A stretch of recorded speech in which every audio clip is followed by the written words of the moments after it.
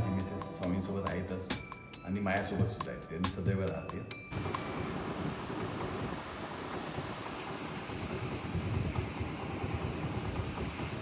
ह्यो संपूर्ण मोठो पसरलेलो बीच जो तुम्ही बघतास तो असा देवगडमधील मीठ मुंबरी बीच. आणि आता मी इलय हय एका नवीन लोकेशनला आणि ह्यो सरळ जो रोड गेलो हा तो कुणकेश्वरला जाता डायरेक्ट. आणि त्याच्या बाजूकच इकडे तुम्ही बघू शकतास मीठ मुंबरीतलो अक्कलकोट निवासी श्री स्वामी समर्थ मठ हा म्हणजे बीचच्या बरोबर समोरच ह्यो मठ हा. किती हिरवोगार सुंदर निसर्ग असा मंडळी. तर मी फर्स्ट टाईम या मठात जातोय मेन रोडमधून आता मी आतमध्ये इले आणि इकडे ह्यो असो मोठो मठाचो प्रवेशद्वार असा. तर मंडळी तुमका जर येऊचा असा तर पुढे मी ब्लॉगमध्ये सांगणार आहे कसा येऊचा. तर फायनली येऊन पोचलंय.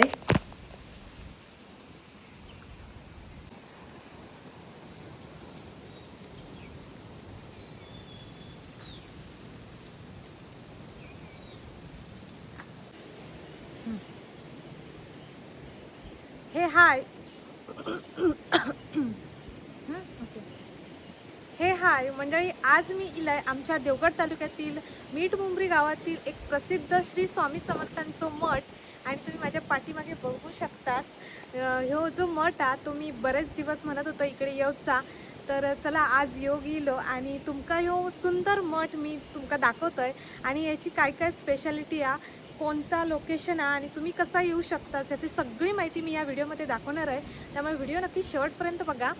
आणि मंडळी चॅनल का नवीन असाल तर प्लीज माझ्या चॅनल का सबस्क्राईब करा आणि तुमचा सपोर्ट कायम राहू दे. तर चला आता आपण मंडळी स्वामींचं दर्शन घेऊया.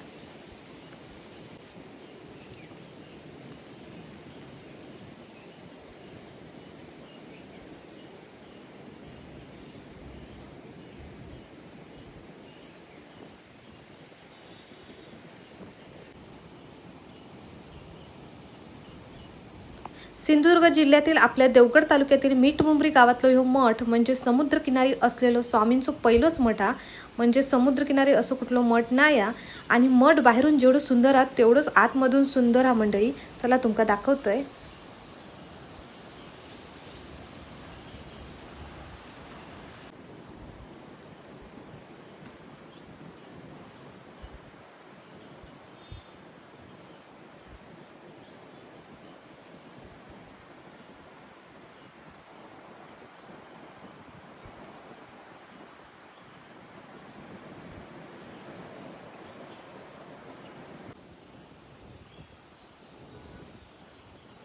मंडळी एखाद्या मठाची एवढी सुंदर स्थापना करणं काय सोपी गोष्ट नाही.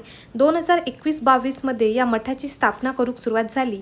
2023 साली ह्यो मठ बांधून पूर्ण झालो आणि त्याचबरोबर भक्तांसाठी निवासस्थान आणि अन्नछत्र बनवूचा काम चालू हा. मे 2023 का या मठात स्वामींच्या मूर्तीची स्थापना करण्यात इली. मीठ मुंबरी गावातील श्री आत्माराम नारायण गावकर यांनी त्यांचा तरुण मुलगो गमावलानी आणि 1 वर्षांत त्यांची पत्नीसुद्धा देवाघरी गेली. म्हणूनच त्यांनी त्यांच्या मुलाच्या नावात म्हणजेच देवदूत अभिषेक गावकर यांच्या नावाने ह्या मठाची स्थापना केल्यानी. किती सुंदर स्वामींची मूर्ती आहे तुम्ही हे बघू शकतास. आणि तेवढाच ह्यो मठ एकदम स्वच्छ आणि व्यवस्थित ठेवलेलो हा. आणि हा सगळा कामकाज ते स्वतः एकटेच बघतात गावकर मंडळी. इल्यावर एक वेगळीच अशी मनाक शांती मिळता.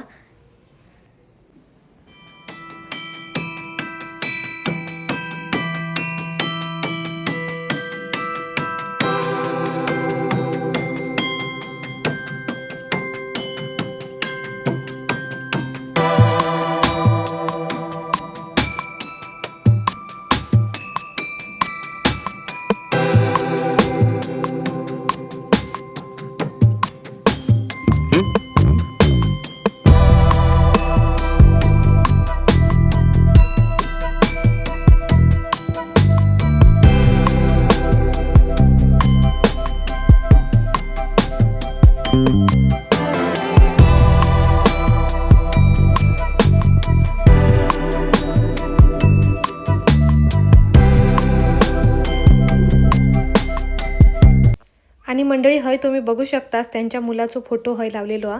देवदूत अभिषेक गावकर वयाच्या 26व्या वर्षी अल्पशा आजाराने निधन झाला.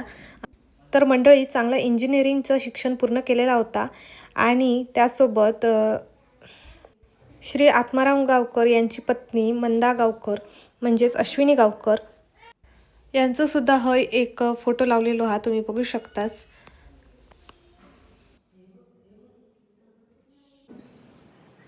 आणि मंडळी तुम्ही बघू शकतास आता मे महिनो चालू आहे तर दर 5-10 मिनिटांनी हय स्वामी भक्त येत असतात आणि आता पण तुम्ही बघू शकतास हय बरीच गर्दी आहे.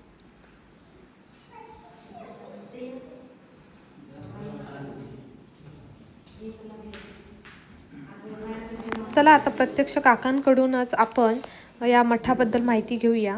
तुमचं नाव कसं आणि माझं नाव आत्माराम गावकर. हां मालवणीत विचारलं चालेल. आणि काय सांगाल याची मठाची स्थापना कशी काय झाली? मठ आम्ही बांधला ते माझा मुलगा अभिषेक गावकर हा अल्पशा आजाराने त्याचं निधन झालं. तो इथे मुंबईला होतो आम्ही राहायला. अचानक त्याचं हे झालं, स्वामीसोबत गेला म्हणजे तो. त्याच्या आठवणीत मठ बांधायला आम्ही घेतला. ही जागा विकत घेतली सगळी आणि मठ बांधायला घेतला. मठ बांधता बांधता त्याची आई त्याच्यासोबत गेली त्याच्या आठवणीत आणि दोघांची शक्ती माझ्यासोबत राहिली. स्वामी आहेत सोबत, त्याच्यामुळे हा मठ तयार झाला.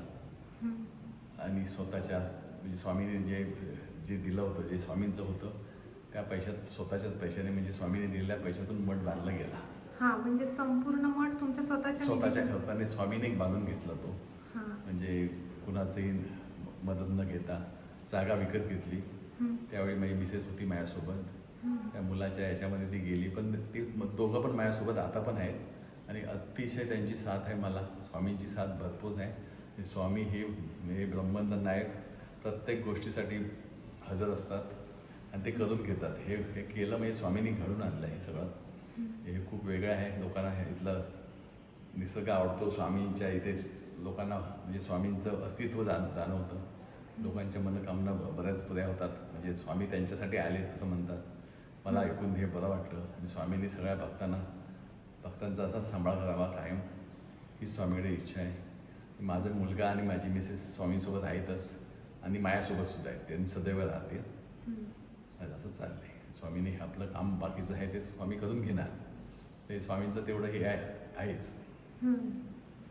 आता हे मठाचं बांधकाम वाढायचं म्हणजे तिकडे बाहेर पण ते ॲक्च्युली प्रसादासाठी म्हणजे अन्नदानासाठी हॉल बांधतोय आणि बरंच काम आहेत बाकी. ते स्वामी करणार, स्वामी करून घेणार बस. मी स्वामी ते काम नाही ठेवणार. जे माझं काय आहे ते स्वामींचं आहे आणि स्वामींचं आहे ते सगळं माझं आहे असं आहे. म्हणजे शेवटी आपण काही घेऊन आलो नव्हतो आणि काही घेऊन जाणार नाही. आणि स्वामी सदैव पाठीशी आहेत. पहिल्यापासून होते. मुलगा त्यांना मला जास्त आवडला. माझा मुलगा त्यांना माझ्यापेक्षा, म्हणून त्यांनी आपल्यासोबत ठेवला आहे. तसंच मिसेस तसंच झालं त्यांचं की त्यांना ती हवीशी वाटली म्हणून त्याने आपल्याकडे ठेवले त्यांना दोघांना. आणि स्वामीसोबत असतात. स्वामीसोबत त्यांचं सगळं दिनचर्या चालू आहे. मला स्वामी दाखवत आहे. जेवण नाश्ता पाणी त्यांच्यासोबत चालू आहे स्वामींसोबत.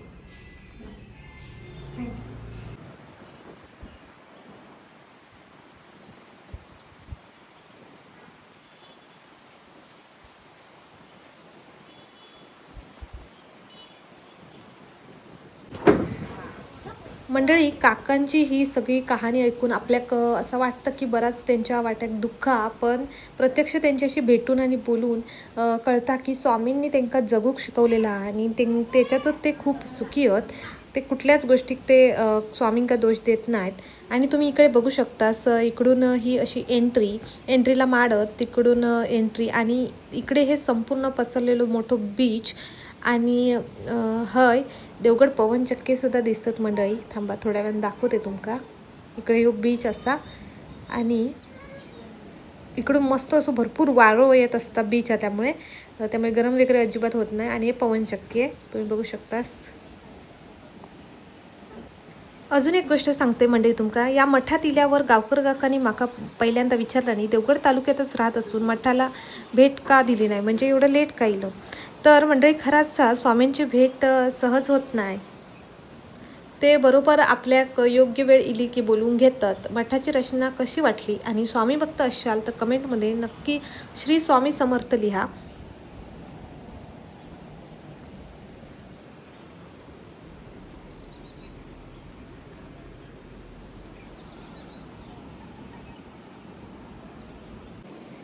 मंडळी खूप मस्त असो ह्यो मठ हा, आणि तुम्ही जर देवगडात कधी विजिट दिलास तर नक्की या स्वामी समर्थांच्या मठात भेट द्यावा आणि तुमकासुद्धा खूप भारी वाटतात, एकदम शांती मिळता.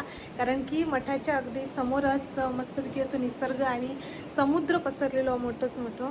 त्यामुळे तुम्ही हय नक्की येवा. आणि जर हा इलाज नाही तर खराच तुमचा देवगडचा ट्रॅव्हल मिस, म्हणजे काय म्हणतात ते, काय मोठा एक चांगला प्लेस तुम्ही मिस करता. तर असं करू नकास, इकडे नक्की येवा. आणि कसा यायचा ते मी आता तुमका सांगितलंच. तर प्लेस आवडला असतात आणि हा व्हिडिओ आवडला असतात तर प्लीज माझ्या या व्हिडिओ लाईक, शेअर आणि सबस्क्राईब करा. तसंच कमेंट करून सांगा तुमका हे व्हिडिओ कसं वाटलं. चला आता भेटते अशाच एका नेक्स्ट ब्लॉगमध्ये. बाय.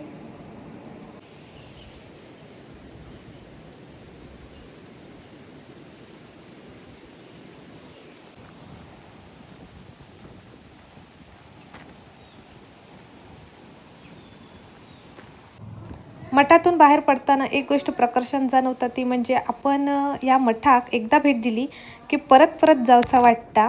तर मी पुन्हा नक्की येईन.